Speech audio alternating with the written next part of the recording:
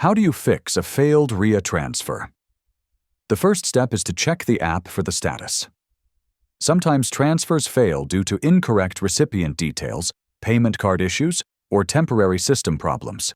Make sure the phone number, bank account, or wallet ID is correct. If your card payment was declined, try another card or verify that your bank allows international transactions. Often, banks block payments for security reasons, and a quick call can fix it. If everything looks correct but the transfer still doesn't go through, contact Ria customer support through the app or website. They can review the issue and help restart or refund the transfer. Most failed transfers are easy to fix. They just need updated information or payment verification. So yes, if your transfer fails, you can correct it quickly by checking details, trying another payment method, or contacting support. If this video helped you, please like and subscribe for more simple online money tips.